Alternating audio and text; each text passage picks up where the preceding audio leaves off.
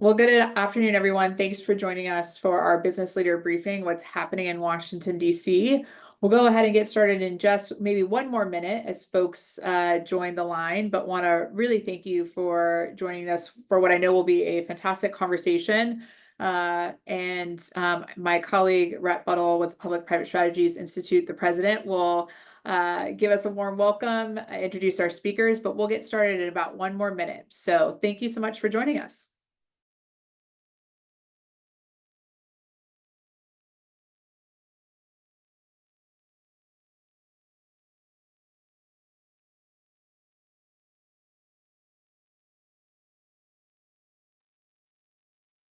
And again, thanks everyone for joining us for our business leader briefing. We're really excited to have you for what I know will be a fantastic conversation. So I want to go ahead and introduce the president of the Public-Private Strategies Institute to give us a warm welcome, thank our presenting partners, and set the stage for what we hope will be an ongoing series in the months ahead. So Rhett, I'll turn it over to you.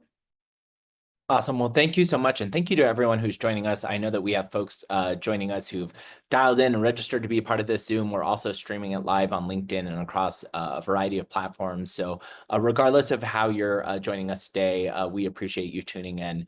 As many of you know, or if you've participated in these events in the past, we started the Business Leader Briefing Series in 2021 really as a way for business owners across the country to be able to really understand what was going on in the public policy landscape. And I'm so pleased to be back to welcome this new invigorated 2025 series where we plan to go a little bit deeper.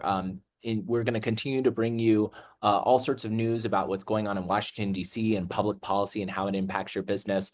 But we're also hoping to take the business leader briefing to a new effort where we'll be looking at things that are happening in states. We'll be looking at new trends that are happening in the market in addition to policy. And so we're really hoping that this will become a place for business leaders to be able to tune in, demystify a lot of what is going on, but also be able to help them better understand the landscape so that they can make better business decisions and be engaged about what's going on.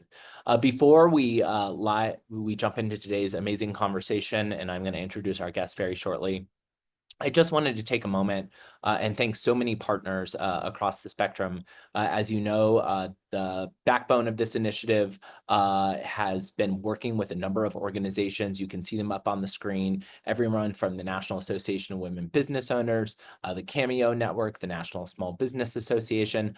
So many of the organizations who are on the screen today worked hard to help drive this information out to business leaders to be able to join us today for today's important conversation. So with that, let's go ahead and get to the conversation. And it's my pleasure to introduce two amazing presenters today to have a conversation about what is going on in Washington, D.C. And then after we hear from these two amazing folks, we're going to hear a little bit about a public policy update. So to moderate today's conversation, of course, Shondell Newsom, an amazing entrepreneur, veteran from my hometown of Las Vegas, Nevada, which makes him extra special, but also serves as co-chair for the Small Business for America's Future Small Business Advocacy Group. And he'll be joined today by an amazing media insider, someone who we know cares a lot about small business and small business issues, and is always working to make sure on her beat that small business leaders and business leaders across the ecosystem have insight into what's going on, both in policy and across the markets. So with that, Shondell and Jennifer, thank you so much for joining us. And Shondell, I'll kick it over to you.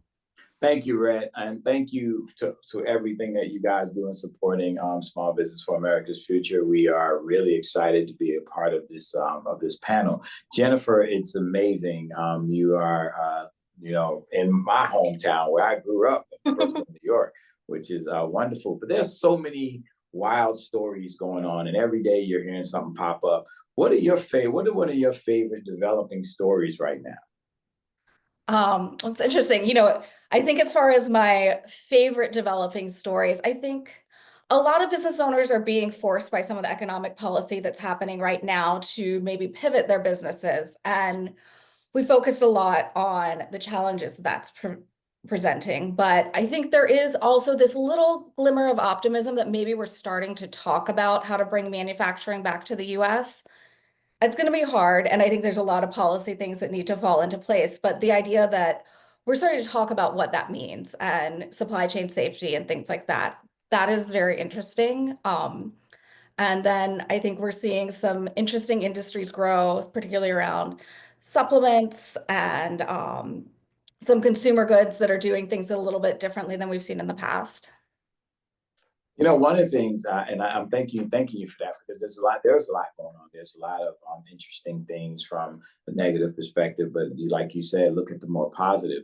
You know, the world of media is changing. Like, it's evolving every day. And I remember I got in media in 1982 when I was in high school. I went to the High School of Graphic Communication Arts out in Manhattan. And one of the things that we've always talked about is how storytelling will evolve over many years. So as a reporter, how has that changed throughout the recent years?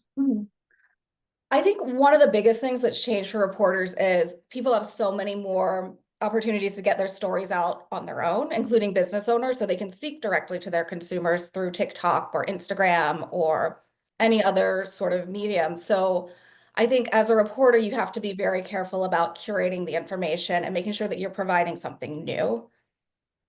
And also learning to meet people where they are, which means that, you know, a 2,000-word article is maybe not going to get as many hits as an Instagram story. So how do you tell a story that way and still have it have that kind of journalistic rigor?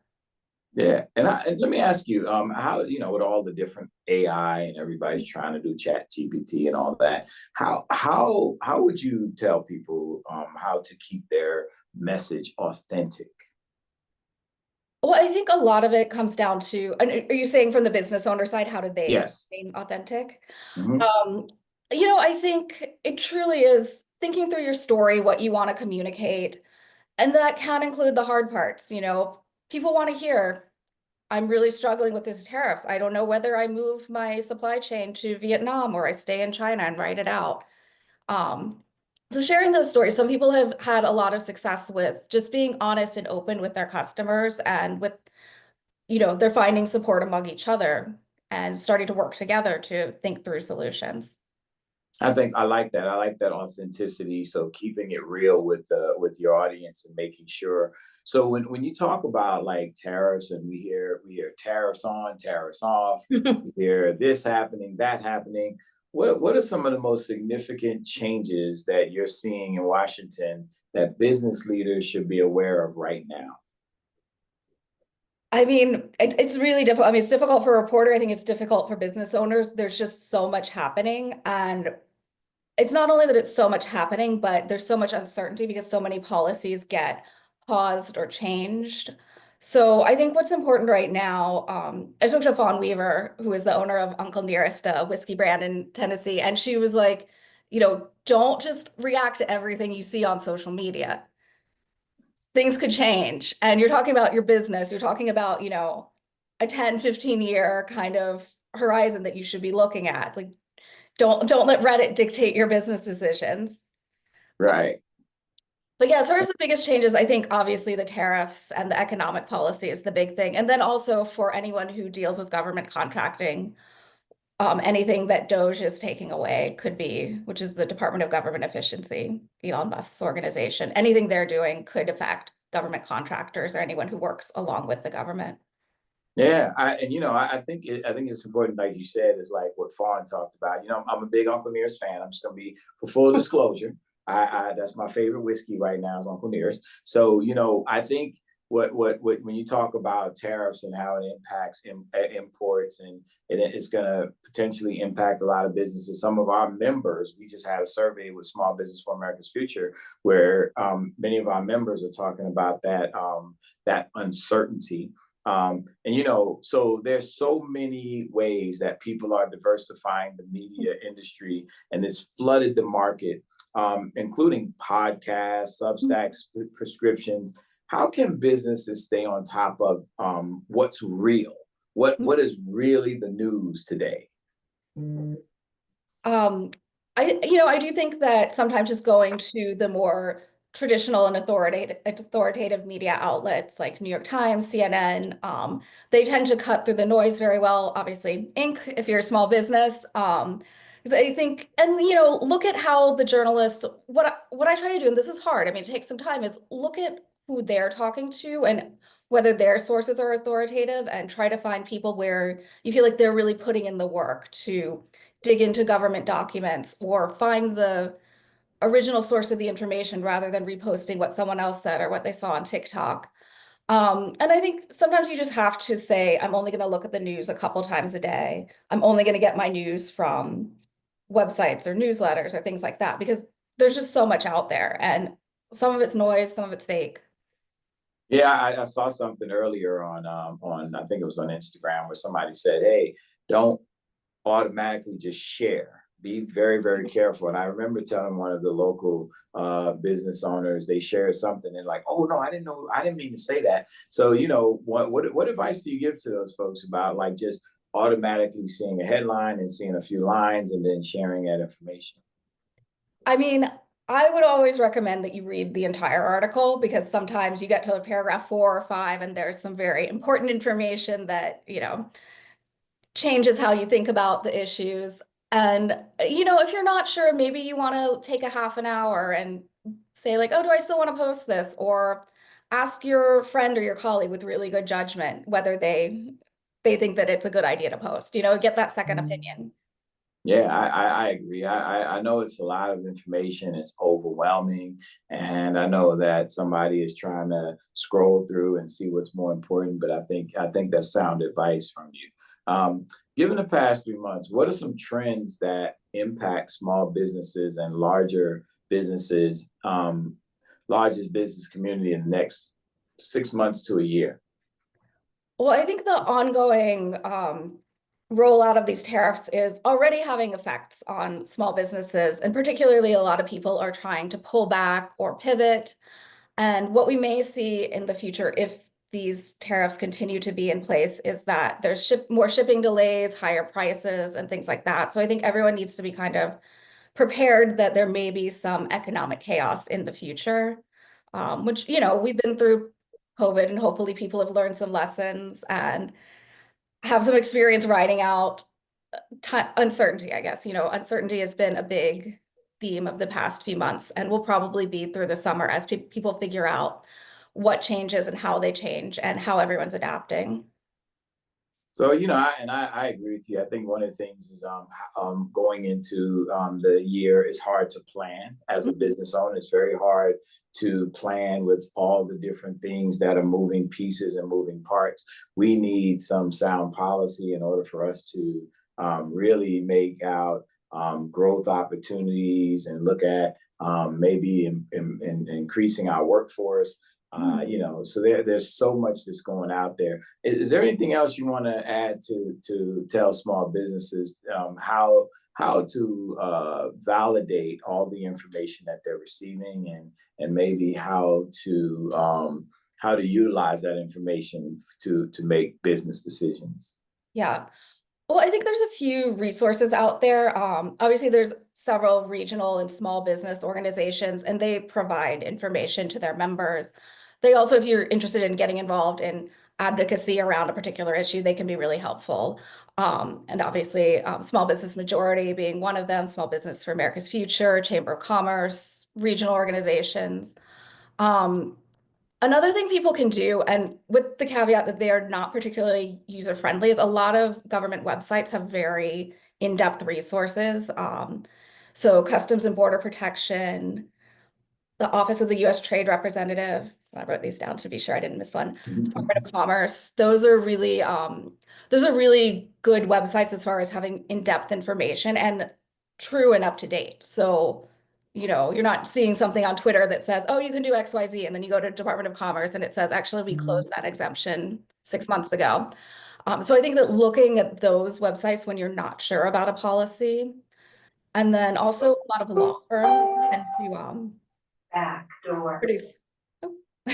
A lot of law firms tend to put articles on their websites explaining different policies and how to work through those. So that can just be a good resource that tends to be very factual and even keeled and reliable. Oh, we're very thankful for that information because, like you said, we at Small Business for America's Future, we do surveys, we do polls, we put out newsletters, we put out press releases. We make sure that everybody is engaged in factual information that we receive back from our small business, as well as the information that we receive from the Hill. So I do thank you very much. It's been such a pleasure for us to have this conversation. It's been wonderful learning what we can do and how we can navigate through all the noise. Is there anything else you want to add?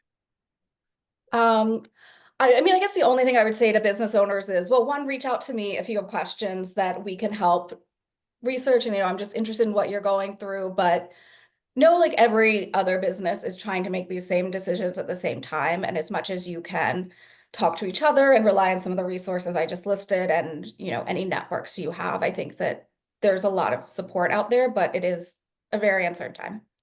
Thank you very much, Jennifer. We do appreciate you. And now we're going to transition into a short presentation on policy updates. Awesome. Well, thank you so much, Shondell, and thank you, Jennifer. And Jennifer, I think always so many of us feel like reporters have everything figured out. And so super helpful to hear from you. Like, it's really important to do the research and check your sources and all of that. And so appreciate you bringing the perspective. And Shondell, as always, we appreciate your leadership as a small business advocate. With that, it is my pleasure to turn the conversation over to Katie Vliestra Wonnenberg, who many of you know has been leading the public policy charge in her many different hats and just working to be a fierce advocate for small businesses, to talk a little bit about policy developments in Washington, D.C. Katie, over to you. Awesome. Well, thanks, Rhett. And I think to build off of some of the themes that Shondell and Jennifer talked about, it's a lot of uncertainty for businesses. Definitely as we're working through tariffs, the Department of Government Efficiency. We also have some wonky things happening on Capitol Hill as well. So feel free to use the Q&A. I think I'll be able to get to some of your questions at the end of the I don't want to say presentation, but at the end of this small update. So I thought I'd kind of cover 4 things for the state of play. One, which is tariffs, which Jennifer and Shondell gave a great setup to. Also talked a little bit about Department of Government Efficiency and what is that meaning for businesses, especially as you are planning. Wanted to talk about 2 kind of interesting policy things that are happening in Washington, and you're probably going to be hearing a lot about it or reading a lot about it as we talked about our news cycle. So both in reconciliation, or this process called reconciliation, and then also rescission, which goes a little bit closely with the activities of the Department of Government Efficiency. So I thought maybe I'll start with tariffs, but I just want to remind you all the Q&A is open. I'll be able to get to some of the questions that I see that are already popping into the Q&A, but feel free to use that as I move forward. So as we're talking about tariffs, I think, one of the things that has been clear in these 99 days of the second Trump administration is really the president's deep, I think, belief that the U.S. needed to use its tariff authority or tariff power in a more substantive way, primarily in his belief and his administration's belief in the trade imbalance. So currently right now, as many of you know, and we'd love to hear from you if you're experiencing or have challenges with the tariff environment, is really this 10% universal tariff that is impacting most countries. There's a few exceptions. And then there are varying degrees of tariffs that have been put on some goods, if it's lumber, if it's aluminum, some natural gas. But really, the administration has used its tariff power to, I would use the word go after China. Currently, right now, there's 145% import tax on Chinese goods. The president and his administration have made it really clear that they think there's a significant trade imbalance with China. Tariffs are going to be the way that the president would encourage China and then other countries to come to the table to renegotiate trade agreements.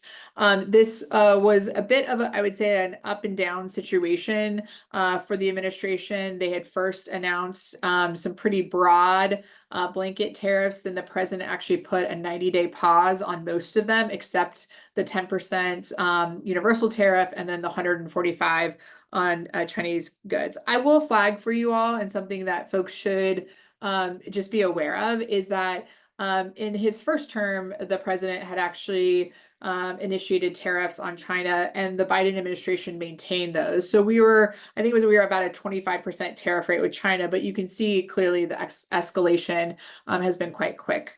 I think we're in a real moment, as Jennifer mentioned, and I think Shondell picked up on, is really the impact of these tariffs and what kind of tension that is creating in our global economic situation.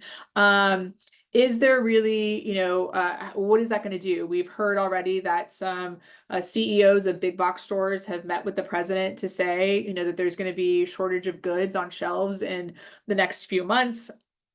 We're seeing either businesses who are attempting to reshore, so that means bring their business and their manufacturing back to the US, but that takes time. And then even today, we're seeing companies like Subaru who have announced that they're leaving the US market. And so it's a real, I would say, as a Californian, maybe I can use the word, it's a real earthquake in our global economic and trade environment. And so we will see. There's still that 90-day pause for most of the tariffs. I think that there's some indications that the president is meeting with countries, talking about ways in which we can have more consistent and, in his purview, fair trade. But I do think that those Chinese tariffs are really causing quite a friction in the market. And so I will say stay tuned. I think, to Jennifer and Shondell's point, I know there's a lot of resources to read out there on the impacts of short-term and long-term tariffs. What does it mean for US manufacturing? What does it mean as a business owner? And so really encourage you all to read as expansive amount of views on tariffs to come to your own conclusions about how the US should use the tariff, I would say the stick. I think it's a fair name to say the stick. So we'll go ahead to the next slide and talk a little bit about the Department of Government Efficiency. And so I did see in a chat, and Tiara actually asked a question about it. So hopefully, Tiara, I'll get through this and then answer this, which is really, I think, what the president campaigned on. He campaigned on this idea of, in his view, rooting out waste, fraud, and abuse. He even announced in advance that billionaire Elon Musk would run the initiative. And the Department of Government Efficiency, prior to the president being sworn in as president, had a pretty audacious goal of identifying and cutting about $2 trillion in spending. I think, to Tiara's question, this has again been another pretty big shock to the US government. We have seen a very quick, and I would use aggressive and perhaps, and frankly, I think it's accurate too, not so thoughtful or very clear line through as to how these aggressive cost-cutting measures have impacted agencies and the programs.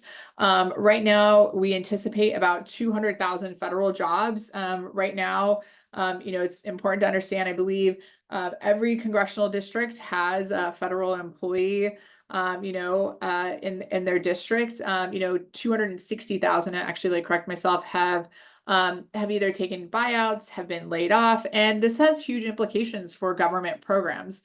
I think, as Tiara is asking a question in the chat about how has DOGE been impacting some of the programs that support small businesses. So are those programs at the Small Business Administration or the Department of Commerce? And we really have seen actually some pretty significant issues, not just in the elimination of some programs that have historically and traditionally supported small businesses, but really in that piece that we have another question about, which is that the government contracting.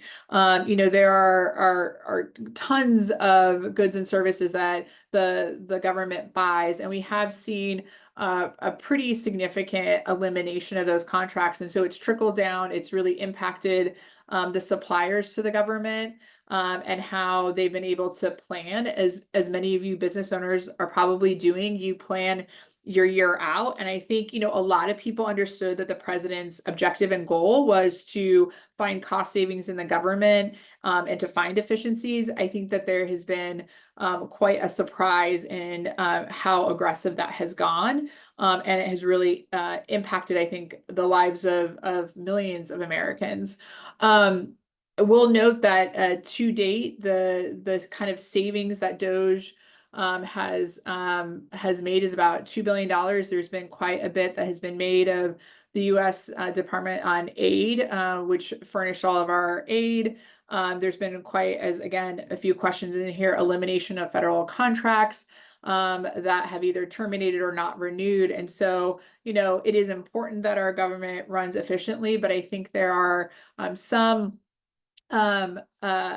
concern related to how the cuts have been done. And I think also too, I have another question in here about layoffs and where the money's going. Doge is actually keeping a website. It's called the Wall of Receipts. I don't think it's actually capturing the workforce issues. So many people, I think most of the 260,000 federal employees who have either laid off or taken elective buyouts, that's costing the money government. Many of those employees are, paid at least through September. Many are giving severance. And so as far as the savings, I think in the workforce, we're not seeing that materialize right now. I know I see another question related to some current environment. I'll answer once I get through my 2 other slides, but keep the questions coming. They're great. I think next, reconciliation. Wanted just to talk about this. This is something that is really kind of complicated, but is really important for small business owners, because reconciliation is the vehicle in which Congress is looking to extend and look at the tax credits that were included in the Tax Cuts and Jobs Act. Many of those tax credits were actually only for a 8-year period. And so they need to be renewed. And many of those that had an 8-year window were in the small business space. So it's something that we're watching really carefully. How can we look at those tax credits? Are they the best tax credits for businesses? Should we be thinking about different tax credits? Should we be thinking about expanding them? Should we be tailoring them? And so reconciliation is how the Congress is looking to do this. The reason why Congress is looking to use this process is because it allows you to pass reconciliation with simple majorities. I don't think I need to tell any of you, we have a very tight majority in the House. Right now, I think we're back up to 5 after some vacancies that have been filled. But in the Senate, most legislation has to pass with 60 votes, and there's only 53 Republican senators. So the Senate, it kind of serves as a moderating force, or kind of a pendulum, so that we can really work in that space that I think is consensus driven legislation. But reconciliation, you only need 51 Republican or 51 votes in the majority. Republicans and Democrats have used this process, of course. The House and Senate returned tonight after a 2-week recess that covered both the Easter and Passover holidays. And this is going to be a sprint for really the next 5 weeks to the Memorial Day holiday.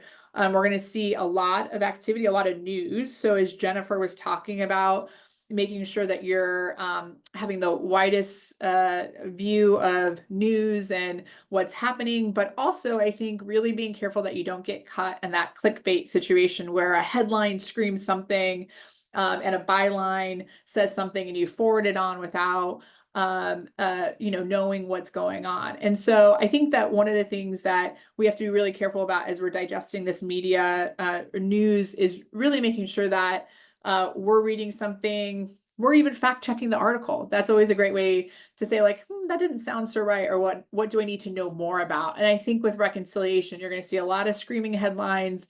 You're going to see a lot of stuff on social media. And so I really encourage you all to just do that next level of investigation. We'll see what happens. The Speaker of the House, Mike Johnson from Louisiana, says he wants to get a reconciliation bill through the chambers to the president's desk by Memorial Day. I think actually the president this weekend admitted that was quite an aggressive timeline. I think it's more realistic to maybe see what happens closer to the August recess. I think between now and then we'll have a better sense of that reconciliation package. I do have a question here from Stan that I want to get to, which is, are tariffs deductible for businesses? And are you hearing of any movement on the Hill to make them allowable for tax credits? So Stan, right now, tariffs are not deductible as a small business expense. And yes, there has been some conversations, not necessarily about allowing them to be deducted, but will there potentially be, as the president and his team are working through renegotiations with countries, will there be maybe some exemptions that will be offered? And I know that you all have probably heard that word a lot. So, are there exemptions for automakers right now? Yes. Are there exemptions for some energy sources? Yes. Could there be an exemption for small businesses? And that's what we're hearing a little bit more of a louder cry, which is, should small businesses be exempt, especially with those who are perhaps sourcing, some materials from China, some from Vietnam. All of a sudden, that person could have, a combined tariff rate of something like 155% if you combine China with that country's 10%. So we have been hearing, Stan, some conversations about expanding exemptions for businesses and small businesses specifically. As you accurately say in your question, there are already agriculture exemptions, and we've seen steel and aluminum exemptions come into play. So we are watching that carefully. I would assume, members have been home for 2 weeks talking to their constituents, and I'm sure they got an earful about how tariffs are impacting small businesses. So next slide. Great question. Keep it coming. So just wanted to also talk about rescission. When we talk about Department of Government Efficiency and the activities that the Department of Government Efficiency has done. So they have actually gone through and I would use the word accurately, shut down or eliminated programs in the federal government. The issue with that is that those programs were established by law, most of them. There are a few, of course, that agencies established or funded, but all of those programs or most of the programs were established by congressional law, and they were also appropriated with congressional funds. And so one of the things that we anticipate that the Trump White House will send to Congress this week is a formal rescission package to say, we deem all of these programs not aligned with our administration's priorities. We would like, we have, stopped the work that's happening under here, and we would like Congress to formally rescind that authority that they gave in establishing these agencies and programs and the money. It's somewhere around $9.3 billion, so kind of rolls up to the back of the, frankly, back of the math napkin that has been done about DOGE. We'll see that is also potentially forecasting a little bit of where the administration is going to announce its budget. We'll flag for you that out of that $9.3 billion, $8 billion of that is foreign aid, which was mostly the USAID and Department of State programs. We'll see what happens. Again, this is one of those bills that actually just requires a simple majority in both the House and the Senate. But we'll see that, there are cuts there to both foreign aid and defense that we could see moderates and others object to while they're there.